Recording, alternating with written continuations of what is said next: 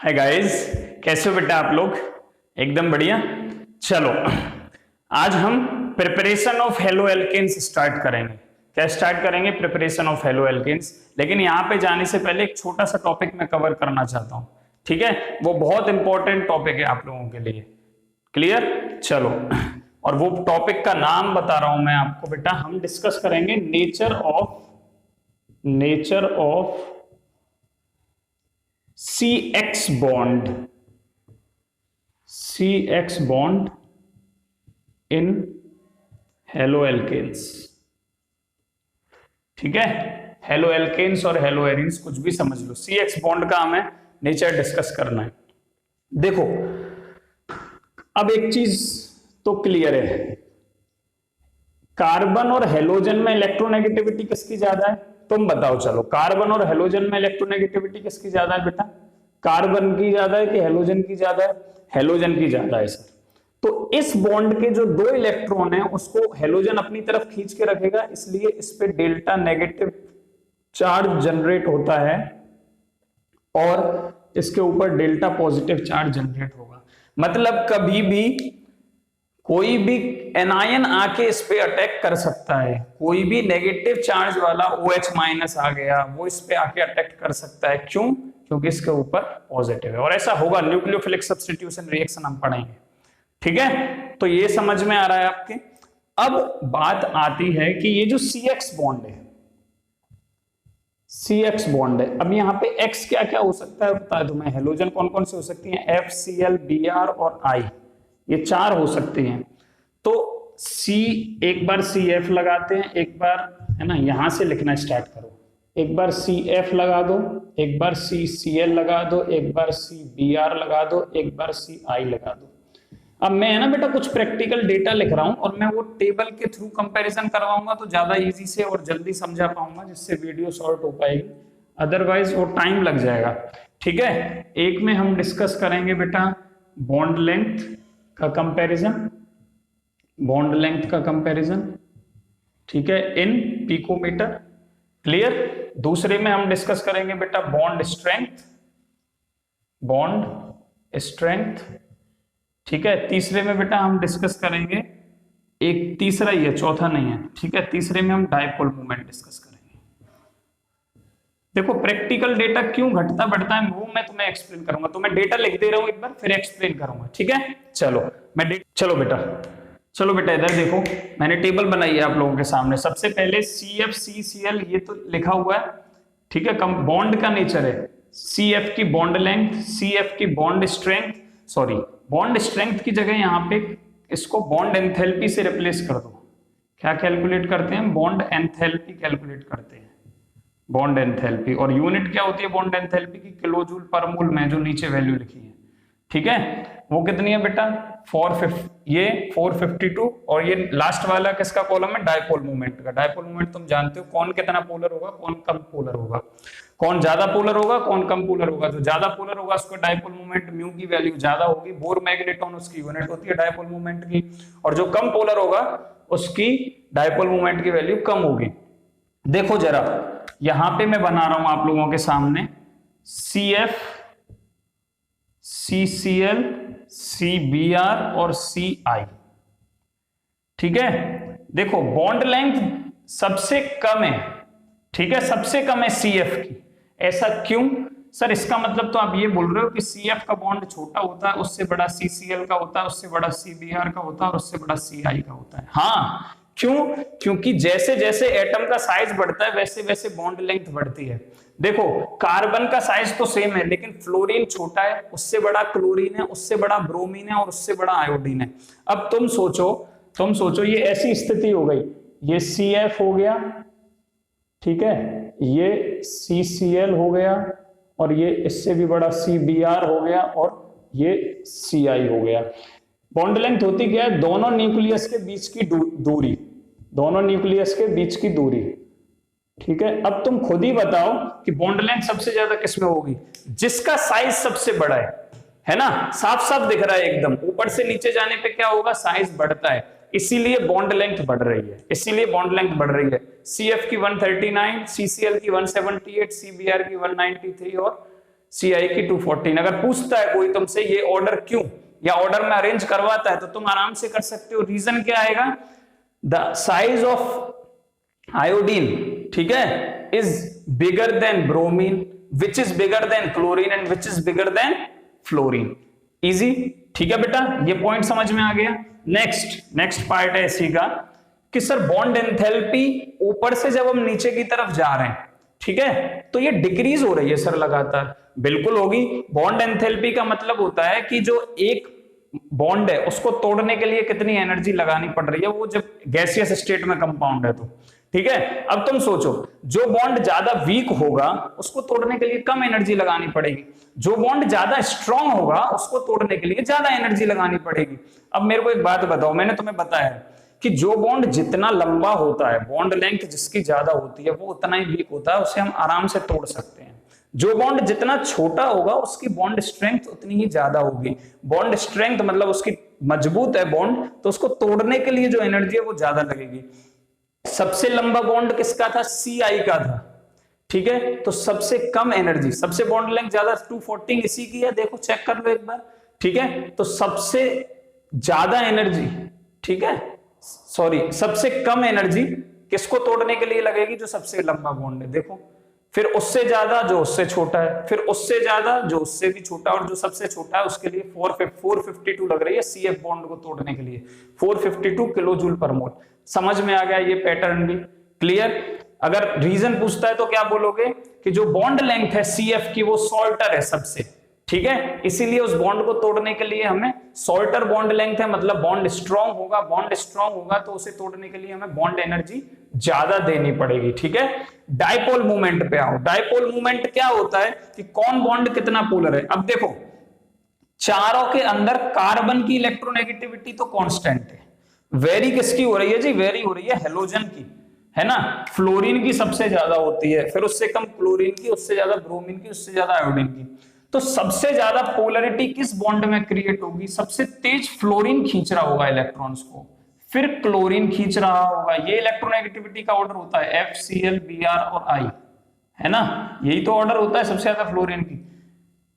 तो देखो फ्लोरीन की इलेक्ट्रोनेगेटिविटी इसके हिसाब से, जब इलेक्ट्रोनेगेटिविटी ज्यादा है तो इस बॉन्ड के ज्यादातर इलेक्ट्रॉन इसके पास खींचे जा रहे होंगे, तो ज्यादा नेगेटिव चार्ज यहां जनरेट हो रहा होगा, यहाँ पे बेचारे कम इलेक्ट्रॉन रह रहे हैं, तो इसके अंदर ज्यादा पोलरिटी क्रिएट हो रही है, ठीक है। ये थोड़ा कम खींचेगा, तो जितना कम खींचेगा उतने ही बॉन्ड ज्यादातर यहाँ उतनी देर इलेक्ट्रॉन्स बॉन्ड के अंदर रहेंगे, और बॉन्ड के अंदर रहेंगे तो डाइपोल मूवमेंट कम रहेगा, और जब जितना एक तरफ भगेंगे तो पॉजिटिव नेगेटिव का सेपरेशन बढ़ेगा, पॉजिटिव नेगेटिव का सेपरेशन बढ़ेगा मतलब डाइपोल मूवमेंट बढ़ने लगता है, ठीक है। तो जिसकी इलेक्ट्रोनेगेटिविटी सबसे ज्यादा उसका डाइपोल मूवमेंट जी सबसे ज्यादा होना चाहिए इस हिसाब से, ठीक है। चलो चेक करते हैं प्रैक्टिकल डेटा। फ्लोरीन का आ रहा है 1.847, नहीं पहले यहां नहीं, ठीक है, पहले इन तीनों का देखो, इसका कितना आ रहा है 1.860, फिर ब्रोमीन का आ रहा है उससे कम, और उससे कम आ रहा है आयोडीन का, बिल्कुल मैच कर रहा है सर। Cl, Br और I, Cl की सबसे ज्यादा, ब्रोमीन की, देन आयोडीन की, यहां तो सर बिल्कुल मैच कर रहा है। लेकिन ये जो ऊपर है फ्लोरीन, इसकी तो सबसे ज्यादा होनी चाहिए सर, ये जो है इसकी सबसे ज्यादा होनी चाहिए, क्योंकि फ्लोरीन की इलेक्ट्रोनेगेटिविटी सबसे ज्यादा हो रही है ना, सबसे ज्यादा होना चाहिए, लेकिन है नहीं। ऐसा क्यों, क्योंकि बेटा ड्यू टू, इसका एक ही रीजन है ना, यहां CF बॉन्ड पूछ सकता है, क्वेश्चन बन गया एक नंबर का, ये सब कंपटीशन के क्वेश्चन है, बोर्ड में बहुत कम पूछता है, क्वेश्चन पूछ सकता है why CF bond is less polar than, लिख लो ये क्वेश्चन, देन CCl बॉन्ड पूछ सकता है, ठीक है। तो तुम्हें आंसर में क्या देना है, हम मेथड ऑफ प्रिपरेशन की तरफ बढ़ते हैं, ठीक है। और इस वीडियो में हम दो ही मेथड ऑफ प्रिपरेशन पढ़ेंगे, ठीक है।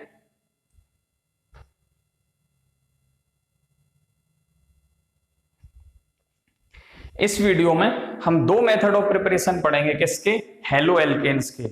बाकी के मेथड ऑफ प्रिपरेशन के लिए हम एक अलग वीडियो बनाएंगे, नहीं वीडियो बहुत लंबी हो जाएगी, 1 घंटे से ऊपर चली जाएगी, इसीलिए मैंने सोचा कि ये एक छोटा टॉपिक है, इसे ज्यादातर लोग डिस्कस नहीं करते हैं, लेकिन मैं डिस्कस कर रहा हूं ताकि कोई भी क्वेश्चन उठे एक एक नंबर का तो तुम अटेम्प्ट कर पाओ। क्लियर? चलो स्टार्ट करो बेटा, फटाफट से हेडिंग डाल दो जल्दी। Method of preparation of haloalkanes. Preparation of haloalkanes क्या लिखोगे? Preparation of haloalkanes. Good.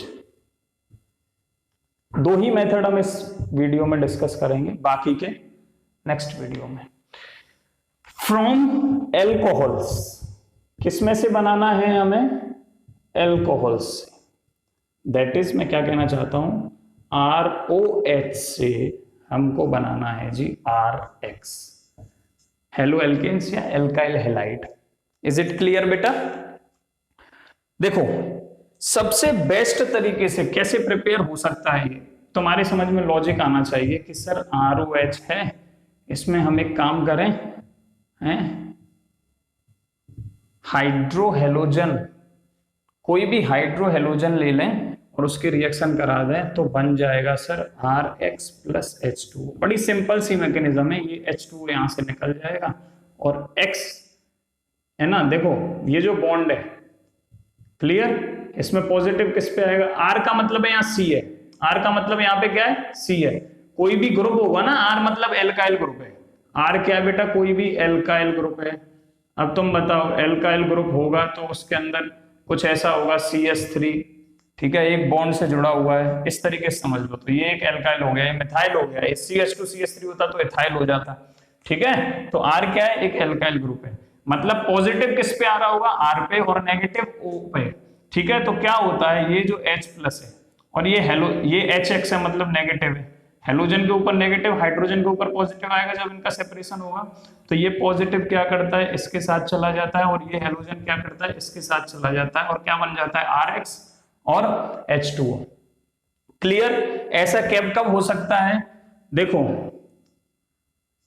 जब हम 1 डिग्री एल्कोहल लें, 1 डिग्री एल्कोहल और 2 डिग्री एल्कोहल लेते हैं बेटा, 2 डिग्री एल्कोहल लेते हैं, ठीक है, ROH, यहां पे क्या हो, जब 1 डिग्री एल्कोहल मतलब ये हो CH3OH हो और CH3CH2OH हो, कुछ भी हो, मतलब हमारा जो फंक्शनल ग्रुप है वो जिस कार्बन से अटैच है उस पे एक ही कार्बन अटैच होना चाहिए, तो उसे 1 डिग्री बोलते हैं, ठीक है। या 2 डिग्री हो, 2 डिग्री होता तो क्या हो जाता है, यहाँ पे एक हाइड्रोजन हटा दो इस कार्बन पे से, एक तो हाइड्रोजन लगी हुई है, ठीक है, एक उसकी जगह कोई CH3 ग्रुप लगा दो, तो अब इस कार्बन पे 2 कार्बन लगे हैं, एक ये रहा और एक ये रहा, तो ये 2 डिग्री हो गया।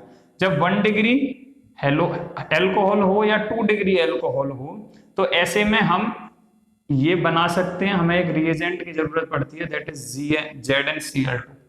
ZnCl2 की प्रेजेंस में ये रिएक्शन पॉसिबल हो जाती है, आराम से हम ROH से HX की रिएक्शन करा के RX बना सकते हैं इन प्रेजेंस ऑफ ZnCl2। एक तो ये हो गया, ठीक है, अलग अलग तरीके हैं, बहुत सारे तरीके हैं यहाँ पे। दूसरा हम क्या कर सकते हैं, ROH की जगह हम बेटा PX3 और PX5 भी ले सकते हैं।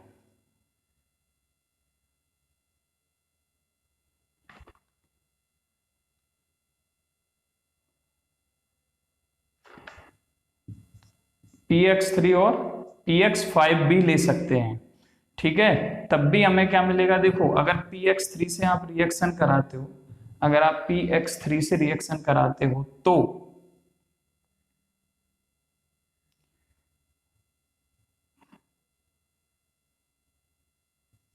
प्रोडक्ट बनेगा बेटा, देखो 3 हेलोजन है तो इसके लिए 3 ही R होने चाहिए, तो हमें 3 मोल लेने पड़ेंगे ROH के, कितने? 3 मोल लेने पड़ेंगे, तो ये बन जाएगा 3RX प्लस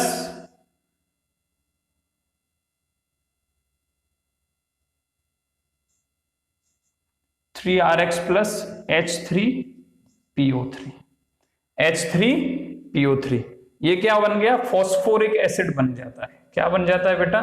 फॉस्फोरिक एसिड बन जाता है, ठीक है। और ये क्या बन गया? 3 मोल बन गई जी एल्काइल हैलाइड के, हेलो एल्केन के, कोई दिक्कत? और यहाँ पे X क्या क्या हो सकता है बेटा? Cl हो सकता है और Br हो सकता है, याद रखना ये कौन कौन हो सकता है, XCl हो सकता है और Br हो सकता है।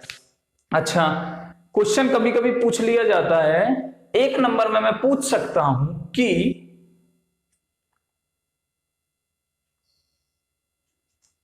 सर क्या मैं इसकी जगह ROH की रिएक्शन कराते हैं बेटा PX5 से, लेकिन कंपलसरी है कि यहाँ पे जो X है वो तुम क्लोरीन ही लोगे, ठीक है, क्योंकि बाद में फॉस्फोरिल क्लोराइड बन जाता है और फॉस्फोरिल ब्रोमाइड बनेगा तो तुम क्या ले सकते हो बेटा Br भी ले सकते हो, ठीक है। लेकिन जो बुक में दी है वो Cl की दी है, बुक में क्या दी है, Cl की रिएक्शन दी है, ठीक है, इसीलिए हम Cl की करवा रहे हैं, बाकी तुम्हारी इच्छा है तुम Br भी ले सकते हो। जब इससे रिएक्शन होगी तो प्रोडक्ट ये आएंगे तुम्हारे RCl plus POCl3 plus HCl, ठीक है। देखो अब तो मैं समझा सकता हूं, मैं तुम्हारे दिमाग में पहले सवाल था कि यहां सर आपने Br क्यों नहीं लिया। देखो HCl बन रहा है, HCl थोड़ा सा स्टेबल होता है HBr के कंपैरिजन में, HCl ज्यादा स्टेबल होता है, इसीलिए हम यहाँ पे क्या लेते हैं बेटा Cl। अब तुम्हारे दिमाग में सवाल ये भी उठना चाहिए कि सर ये PX3 और है ना, PX3 बनता कैसे है, ये भी तो क्वेश्चन उठना चाहिए। अच्छा क्वेश्चन है, बिल्कुल उठना चाहिए। देखो बेटा, मुझे वीडियो बनाने में ना लंबी वीडियो इसीलिए होती है क्योंकि यहाँ पे हर एक क्वेश्चन डिस्कस किया जाता है, ठीक है। बाकी वीडियो जल्दी बनाना तुम्हें तो पता भी नहीं चलेगा अगर मैं स्किप कर दूं चीजों को। ये क्वेश्चन मैं तुम्हें ना पढ़ाऊं तो कोई दिक्कत नहीं है, तुम कुछ बोल भी नहीं पाओगे क्योंकि तुम्हें पता ही नहीं है कि वहां से क्वेश्चन उठ सकता है, ठीक है। इसीलिए थोड़ा सा भरोसा रखो कि हम जो वीडियो बना रहे हैं, वीडियो थोड़ी सी लंबी जरूर होती है, उसको पार्ट्स में देख लो, लेकिन कंटेंट तुम्हें 100% मिल रहा है। यहां तक गारंटी दे रहा हूं, केवल बोर्ड के लिए नहीं, तो मैं ना ये जो कंटेंट मैं देता हूं ये पूरा कंपटीशन के लिए मिल रहा है। इससे एक पॉइंट बाहर नहीं मिलेगा तुम्हें वहां पे, एक पॉइंट, ठीक है, ऑर्गेनिक तो खासकर। क्लियर? चलो ये कैसे बनाओगे आप, तो याद रखना PX3 या PX5 रेड फॉस्फोरस को, एक नंबर क्वेश्चन है ये सब, रेड फॉस्फोरस को रिएक्शन करा दो हेलोजन से, ठीक है। अगर क्लोरीन के साथ कराओगे हेलोजन में तो बेटा क्या बन जाएगा, PCl3 और PCl5 बन जाएगा। अगर ब्रोमीन के साथ कराओगे तो क्या बन जाएगा, रेड फॉस्फोरस होना चाहिए। फॉस्फोरस रेड, ब्लैक, व्हाइट तीन तरीके के होते हैं, उसके जो रेड वाला एलोट्रोप है, ठीक है, इनऑर्गेनिक केमिस्ट्री में आता है 7th चैप्टर में, जो रेड वाला फॉस्फोरस है वो रिएक्ट कराना है तो PBr3 बन सकता है और PBr5 भी बन जाता है, चाहिए तो। PBr5 की भी काफी जगह जरूरत पड़ती है, ठीक है। तो इस तरह PBr3 इस तरीके से तुम ये भी बना सकते हो, ठीक है। और इसी में एक दो चीज और डिस्कस कर लेते हैं, और कैसे बना सकते हैं हम एल्कोहल से, एल्कोहल लिखा, ठीक है, इसकी रिएक्शन करा दो थायोनिल क्लोराइड से, दैट इज SOCl2। ये क्या बेटा, SOCl2 को ही हम फॉर्मूला है थायोनिल क्लोराइड का, ठीक है। रिएक्शन कराते हैं तो क्या बनता है, एक तो क्लोरीन लग जाएगा यहां से उठ के उसके पास, दूसरा यहां से SO2 गैस इवॉल्व हो जाती है, सल्फर डाइऑक्साइड, और एक HCl बनता है, ठीक है। ये जो मेथड मैंने लिखा हुआ है बोर्ड पे, ये ज्यादा प्रेफर किया जाता है, ठीक है, एल्कोहल से एल्काइल हैलाइड हेलो एल्केन बनाने के लिए। ऐसा क्यों, ये दिमाग में आना चाहिए, ऐसा क्यों। देखो सीधा साधा रीजन है बेटा कि SOCl2 है ना थोड़ा सा लिक्विड होता है, SOCl2 क्या लिक्विड होता है, जबकि जो हमने हाइड्रोजन हैलाइड लिए थे दैट इज HX लिए थे, वो सब क्या है, ज्यादातर गैसियस होते हैं। HCl तुम्हें पता है, हाइड्रोजन क्लोराइड जो एसिड होता है लैब में लिक्विड की फॉर्म में दिखता है, वो गैसियस फॉर्म में आ जाता है। किस में आ जाता है, वैसे नॉर्मल गैसियस की फॉर्म में होता है, उसे हम क्या करते हैं, लिक्विफाई करके रखते हैं बोतल में अपने रिएक्शन के लिए, अदरवाइज वो नेचुरली तो गैसियस फॉर्म में ही बनाया जाता है।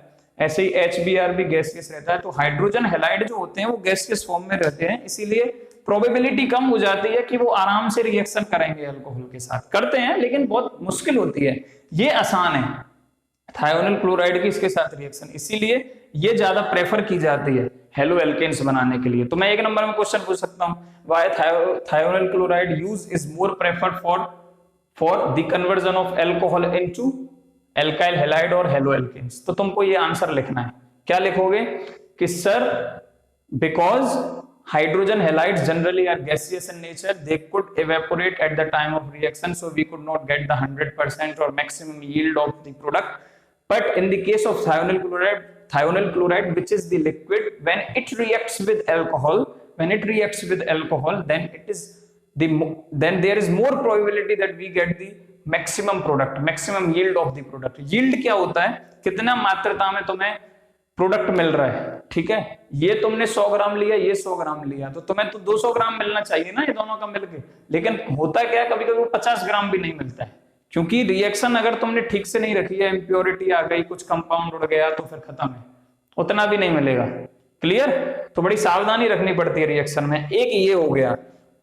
दूसरा एक ये चीज बतानी थी कि जब हाइड्रोजन हैलाइड से रिएक्शन होती है, जो मैं बता रहा था तुम्हें, 1 डिग्री और 2 डिग्री अल्कोहल तो आराम से रिएक्शन करके ZnCl2 की प्रेजेंस में, ये मैंने तुम्हें बताया था, HX से रिएक्शन करके ZnCl2 की प्रेजेंस में करके आराम से RCl दे देते हैं, RCl दे दे, RX देंगे, RX ले लो जनरली, ठीक है, और H2O दे देते हैं। कौन कौन से? 1 डिग्री अल्कोहल और 2 डिग्री अल्कोहल। बट जो 3 डिग्री अल्कोहल है ना, 3 डिग्री अल्कोहल, बेटा ये इतना मतलब जल्दी तैयार रहता है रिएक्शन करने के लिए। 3 डिग्री अल्कोहल का मतलब हो गया जिसपे मेरा OH लगा है उससे 3 कार्बन अटैच होने चाहिए। अब इस पे कितना भी लंबा, यहाँ कितनी भी लंबी चेन हो, यहाँ कितनी भी लंबी हो, यहाँ ये 3 डिग्री हो गया बस। 3 डिग्री अल्कोहल जो होगा वो जल्दी तैयार रहेगा, ठीक है। वो क्यों तैयार रहेगा अभी हम आएंगे, ठीक है, क्योंकि यहाँ से OH निकल जाएगा, आराम से निकल जाएगा। OH जो कार्बोकैटायन बनेगा वो 3 डिग्री बनेगा। 3 degree carbocations are more stable than 1 degree 2 degree. इसीलिए क्या होता है, यहाँ पे ज्यादा हमें रिएजेंट नहीं लगाने पड़ते हैं। सिंपल क्या होता है, HCl के साथ हीट करने पे ये तुरंत क्या बनाएगा, RCl बनाएगा, लेकिन ये 3 डिग्री कंपाउंड बनेगा जो बनेगा, ठीक है। अगर ये 1 डिग्री लिया तुमने तो ये भी 1 डिग्री है, ये 2 डिग्री लिया तो ये भी 2 डिग्री है। शॉर्ट में बता रहा हूं, लेकिन ये हमेशा सच नहीं होता है। जहां पे अलग होगा वो मैं बता दूंगा तुम्हें, ठीक है।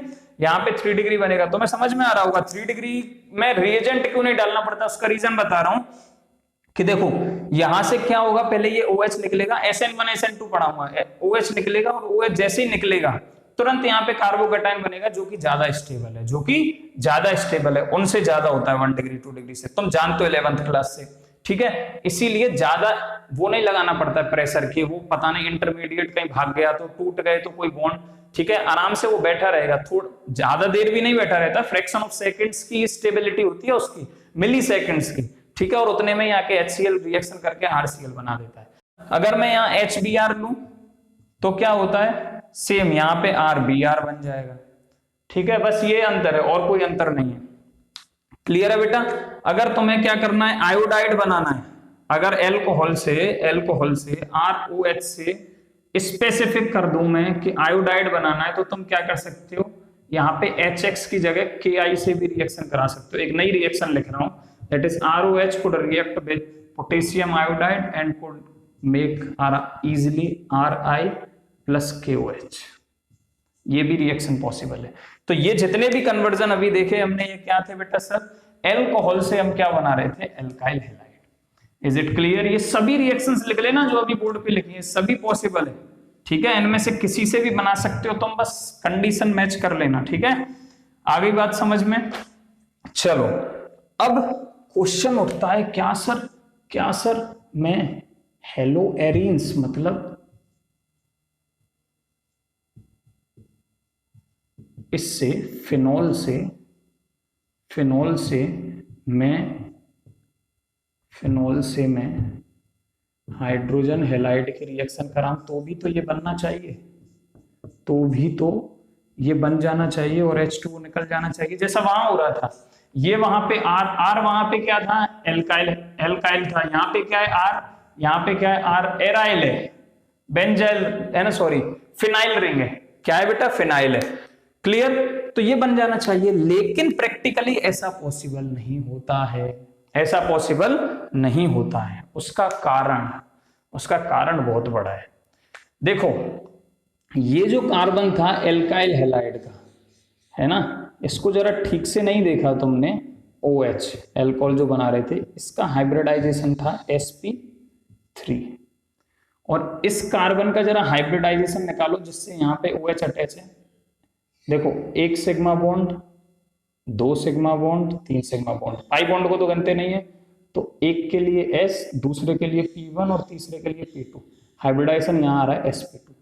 तुम्हें पता है sp2 कार्बन की इलेक्ट्रोनेगेटिविटी क्या होती है, ज्यादा होती है, क्योंकि S, बस इतना समझ लो, sp2 कार्बन जो होता है, अब क्यों होती है वो थोड़ा सा और डीप में रीजन हो जाता है, ठीक है। sp2 कार्बन की इलेक्ट्रोनेगेटिविटी हाई होती है, इलेक्ट्रोनेगेटिविटी हाई होती है तो ये यहां से इलेक्ट्रॉन को O को इतनी जल्दी नहीं देगा, ये बॉन्ड को इतनी जल्दी तोड़ेगा नहीं, यहां पे ये इजीली टूट जाएगा, ठीक है। ये लिख लो, इलेक्ट्रोनेगेटिविटी ऑफ, ऐसा क्यों नहीं होगा, electronegativity of CsP3 is greater than electronegativity of CsP2। तो यहां क्या है ना, O कार्बन से इलेक्ट्रॉन को आसानी से अपनी तरफ खींच लेता है और यहाँ पे जल्दी से बॉन्ड टूट जाता है, आराम से टूट जाता है। लेकिन ये वाला कार्बन क्या करेगा, इलेक्ट्रॉन्स को अपनी तरफ खींच के रखेगा, इतनी आसानी से बॉन्ड टूटेगा नहीं, ठीक है। इसीलिए ये रिएक्शन डायरेक्टली पॉसिबल नहीं है। तो सर फिर हेलो एरिन्स बनेंगी कैसे, हम बताएंगे कैसे बनेगी, लेकिन ऐसे नहीं बनेगी। समझ में आ रहा है ना रीजन। अब सर एक छोटा सा रीजन और बता दो हमें बस, वैसे वो रीजन 12th की लेवल पे नहीं होता है, लेकिन हम क्वेश्चन जनरेट कर देते हैं ना, हम भी तो टीचर हैं, तभी तो अंतर पता चलेगा। तो मैं YouTube से किसी की भी बेटा वीडियो उठा के देख लेना, ये कोई नहीं बताएगा, ये सब बताएंगे कि वो sp3 होता है, उसकी इलेक्ट्रोनेगेटिविटी sp2 कार्बन की जो है वो ज्यादा होती है, इसलिए क्या करता है वो इलेक्ट्रॉन खींच के रखता है अपनी तरफ। लेकिन क्यों ज्यादा होती है, क्वेश्चन क्यों ज्यादा होती है, ठीक है। ये वीडियो में तुम्हें कम से कम 10 से 12 क्वेश्चन मैंने बोल दिए, ठीक है, क्यों ज्यादा होती है। देखो, हमने 11th में तुम्हें पढ़ाया था कि ये एनर्जी हुई, मान लो एनर्जी किसकी कम होती है, P की ज्यादा होती है, P सब सेल की, और S की कम होती है, ठीक है। अब तो जो sp3 है, जैसे जैसे ऊपर जाऊंगा वैसे वैसे P करेक्टर बढ़ेगा, जैसे जैसे नीचे आऊंगा वैसे वैसे S करेक्टर, तो sp3 कहीं यहां होगी, sp2 कहीं एनर्जी के मामले में यहां होगी, और sp नीचे होगी, और उससे नीचे S होगी। देखो नीचे जैसे जैसे जा रहा हूं वैसे वैसे S करेक्टर बढ़ रहा है। sp3 में क्या है, P करेक्टर है 75% और S है खाली 25%। यहाँ पे क्या हो गया, P हो गया जी 67%, अराउंड 67%, और ये हो गया जी अराउंड 33%, ठीक है। फिर नीचे आए तो और S करेक्टर बढ़ गया 50% और ये 50%, P करेक्टर नीचे नीचे डिक्रीज हो रहा है, ठीक है। अब जब कोई इलेक्ट्रॉन देता है, जब कोई इलेक्ट्रॉन देता है तो कहां से देता है, ऊपर वाली एनर्जी लेवल में से देता है, ऊपर वाली एनर्जी लेवल में से देता है। तो मुझे बताओ कि भाई साहब एक कार्बन के पास sp2 ऑर्बिटल है और एक कार्बन के पास sp3 ऑर्बिटल है, sp3 ऑर्बिटल है, ज्यादा अच्छे से इलेक्ट्रॉन को कौन अपनी तरफ खींच के रखेगा, जिसके अंदर ज्यादा s करेक्टर है, जिसके अंदर ज्यादा s करेक्टर है वो इलेक्ट्रॉन को ज्यादा अच्छे से पकड़ के रखता है, और जिसके अंदर ज्यादा p करेक्टर है वो लूजली हेल्ड करके रखता है। तो CsP3 के अंदर जो इलेक्ट्रॉन है वो लूजली हेल्ड करके रखा हुआ है कार्बन ने, और C कार्बन जिसका हाइब्रिडाइजेशन sp2 है उसके अंदर टाइटली हेल्ड है, और उससे भी टाइटली हेल्ड होता है CsP वाला, ट्रिपल बॉन्ड वाला, ठीक है। तो ये जो है यहाँ पे, ठीक है, ये वाला बॉन्ड तोड़ना आसान हो रहा था हेलो एल्केन के केस में, बट ये जो बॉन्ड है Ar वाला, Ar का मतलब है बेंजीन, है ना, यहाँ पे ये फिनाइल आ गया, ठीक है। तो ये जो बॉन्ड है ये आसानी से नहीं टूटेगा क्योंकि इसका हाइब्रिडाइजेशन sp2 है, ठीक है। तो तुम्हें याद रखना है कि एनर्जी जैसे बढ़ती है, एनर्जी जैसे बढ़ती है वैसे इलेक्ट्रोनेगेटिविटी कम होती है। एनर्जी ऑफ द सबसेल जिसकी ज्यादा उसकी इलेक्ट्रोनेगेटिविटी कम, और जिसकी इलेक्ट्रोनेगेटिविटी कम वो इलेक्ट्रॉन को आराम से जाने देगा, दैट इज CsP3, इसीलिए टूट जाता है, CsP2 इसलिए नहीं टूटता है। ये क्वेश्चन हालांकि 12th लेवल तक कोई पूछता नहीं है ना, ये रीजन कोई यूज करता है बताने के लिए, लेकिन हमने तुम्हें बता दिया, 11th में बता दिया था, 12th में तो क्या, ठीक है। लेकिन तुम्हें पता होना चाहिए, सभी कॉन्सेप्ट्स क्लियर होने चाहिए, ठीक है। एक तो ये हो गई फ्रॉम एल्कोहल्स में से जनरेशन हो गई जी।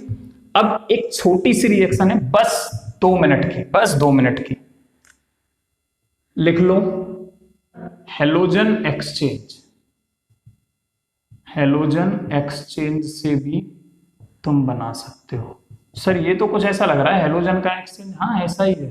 क्या है ये, RX प्लस प्लस रिएक्शन करा दें हम इसकी NaI से। इसमें दो रिएक्शन पढ़ोगे तुम, ठीक है। RX की रिएक्शन करा दें हम NaI से, किससे, NaI से, ठीक है। और यहाँ पे X क्या है, X क्या हो सकता है, क्लोरीन हो सकता है और ब्रोमीन हो सकता है। तो क्या है, किसकी प्रेजेंस में होगी, ड्राई एसीटोन की प्रेजेंस में रिएक्शन होती है। ड्राई एसीटोन, एसीटोन के अलावा वहां कुछ नहीं होगा, ठीक है। क्या बनेगा, RI, ये स्पेशल रिएक्शन है for the conversion, for the preparation of alkyl iodide. जब एल्काइल क्लोराइड में से या एल्काइल ब्रोमाइड में से एल्काइल आयोडाइड बनाना हो तो ये रिएक्शन यूज कर लेना। और NaX मतलब NaCl, अगर तुमने यहाँ Cl लिया है तो NaCl निकलेगा, अगर तुमने यहाँ Br लिया है तो NaBr निकलेगा। तो इस तरीके से तुम एल्काइल आयोडाइड बना सकते हो। ये एक प्रिपरेशन हो गई। इस रिएक्शन का नाम है फिंकल-स्टेन रिएक्शन। नेम रिएक्शन शुरू हो जाएंगी बेटा अब, Finkel-stand reaction. Is it clear, Finkel-stand reaction. ऐसे ही इसमें एक और है कि जब हमें RX से, ये भी हेलोजन एक्सचेंज रिएक्शन है, RX में से कुछ बनाना हो और वो होगा फ्लोराइड, RF बनाना हो, यहां पे X क्या हो जाएगा, Cl, X equal to Cl है या Br है, तो इसकी रिएक्शन Ag2F से करा दो, Hg2F2 से करा दो और COF से करा दो, इनमें से किसी से भी करा दो, ठीक है, और COF2 से करा दो, ठीक है। ये क्या, कोबाल्ट, ठीक है, कोबाल्ट फ्लोराइड। इन तीनों में से कोई एक, Ag2F या Hg2F2 या COF2, तो हमें ये मिल जाता है RF। और साथ में अगर यहां तुमने Ag2F लिया है तो यहां पे सॉरी AgF होता है, AgF होगा, ठीक है, सॉरी बेटा AgF होगा, ठीक है। तो यहाँ पे AgX निकल जाता है। X यहाँ कौन सा होगा, अगर Cl लिया है इस जगह तो Cl AgCl बचेगा, Br लिया है तो AgBr बचेगा। तो इस तरीके से हम एल्काइल फ्लोराइड बना सकते हैं। ये दो स्पेशल रिएक्शन है, ठीक है, एल्काइल फ्लोराइड और एल्काइल आयोडाइड बनाने की, ठीक है। क्योंकि एल्काइल क्लोराइड और एल्काइल ब्रोमाइड तो तुम पहले वाले तरीकों से बना सकते हो, और भी हम तरीके बताएंगे अभी। ये जो रिएक्शन मैंने अभी लिखाई इसको बोलते हैं बेटा स्वार्ट्ज रिएक्शन, स्वार्ट्ज रिएक्शन, ये भी एक नेम रिएक्शन है। तो दो नेम रिएक्शन पढ़ ले आपने आज, फिंकल-स्टेन और स्वार्ट्ज रिएक्शन, ठीक है।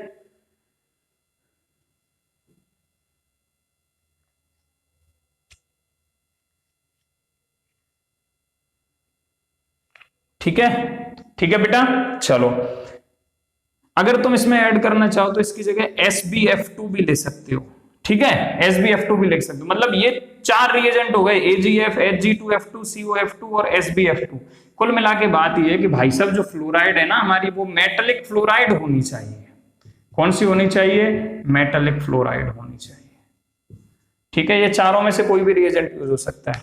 तो ये जो तरीके हमने आज पढ़े, एक हेलोजन एक्सचेंज, ये B इसी का पार्ट है, ये भी तो हेलोजन एक्सचेंज रिएक्शन ही है। तो फिंकल-स्टेन और स्वार्ट्ज रिएक्शन कैसे हैं, हेलोजन एक्सचेंज रिएक्शन है, ठीक है। ये दो प्रिपरेशन हमने आज की वीडियो में पढ़ी, बाकी की प्रिपरेशन हम नेक्स्ट वीडियो में देखेंगे। तब तक के लिए bye bye and thank you for watching my video.